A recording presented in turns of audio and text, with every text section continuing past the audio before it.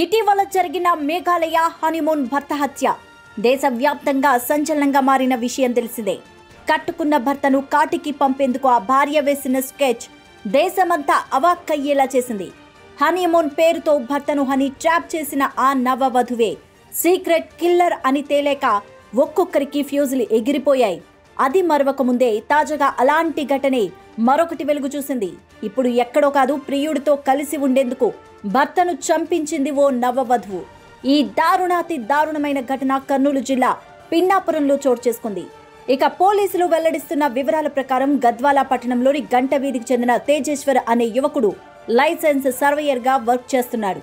ఈ నెల 17 తేదీ నుంచి తేజేశ్వర్ కనిపించలేదు. కుటుంబమంతా తేజేశ్వర్ కోసం గాలిస్తూ ఉండగా కర్నూలు జిల్లా పిన్నాపురం సమీపంలోని గ్రామ శివార్లో దారుణ హత్యకు గురైనట్టు పోలీసులు గుర్తించారు. ఈ ఘటన శనివారం అర్ధరాత్రి వెలుగు చూసింది. ఇక సమాచారం తెలుసుకున్న బంధువులు తీవ్ర దుఃఖసాగరంలో మునిగిపోయారు. కాళ్ల పారాణి ఆరకముందే తమ కొడుకు విగత జీవిగా పడి ఉండడంతో ఆ తల్లిదండ్రులు కన్నీరు మున్నీరుగా విలపిస్తున్నారు. మృతదేహాన్ని పోస్టుమార్టం నిమిత్తం కర్నూలు ప్రభుత్వ ఆసుపత్రికి తరలించారు. తేజేశ్వర్ మే 18వ తేదీన కర్నూలు జిల్లాకు చెందిన ఐశ్వర్య అనే యువతితో వివాహం చేసుకున్నారు. ఇద్దరూ ఇష్టపడి వివాహం చేసుకున్నారని బంధువులు చెప్తున్నారు. వివాహం జరిగిన నెల రోజులు కూడా కాకముందే ఈ దారుణమైన ఘటన జరగడంతో ఆ కుటుంబంలో తీవ్ర విషాదం నెలకొంది. తల్లిదండ్రులు, బంధువులు అంతా శోకసంద్రంలో మునిగిపోయారు. తేజేశ్వర్ భార్య ఐశ్వర్య, ఆమె తల్లి సుజాతను పోలీసులు అదుపులోకి తీసుకున్నారు. పరారీలో ఉన్న బ్యాంకు మేనేజర్ కోసం పోలీసులు గాలింపు చర్యలు చేపడుతున్నారు. అయితే ఈ కేసులో సంచలన విషయాలు బయటపడుతున్నాయి. తవ్వుతున్న కొద్దీ నోరెళ్లబెట్టే నిజాలు వెలుగులోకి వస్తున్నాయి.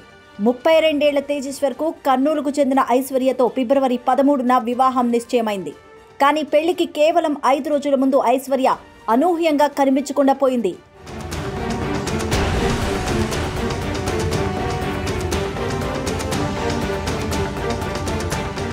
ఆమె కర్నూలులోని ఓ ప్రముఖ బ్యాంకు ఉద్యోగితో సంబంధం ఉందని అనుమానాలు తలెత్తాయి.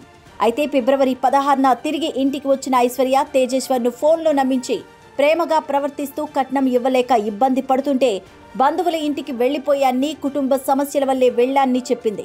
దీంతో తేజేశ్వర్ ఐశ్వర్య చెప్పే కహానీలన్నీ నమ్మేశాడు. మే 18న ఆమెను పెళ్లి చేసుకున్నాడు. పెళ్లైన వెంటనే ఐశ్వర్య భర్తను పట్టించుకోకుండా తన ఫోన్లో గంటల తరబడి మాట్లాడుతూ ఉండడంతో మనస్పర్ధలు మొదలయ్యాయి. అదే సమయంలో తేజేశ్వర్ ఆకస్మికంగా జూన్ 17న కనిపించకుండా పోయాడు.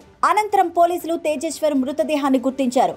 పోలీసుల వివరాల ప్రకారం ఐశ్వర్య తల్లి సుజాత కర్నూలులోని ఓ బ్యాంకులో స్వీపర్ గా చేస్తోంది. ఆమెకు బ్యాంకులోని ఓ ఉద్యోగికి వివాహేతర సంబంధం ఉండగా అదే ఉద్యోగి క్రమంగా ఐశ్వర్యతోనూ సంబంధం పెట్టుకున్నాడు.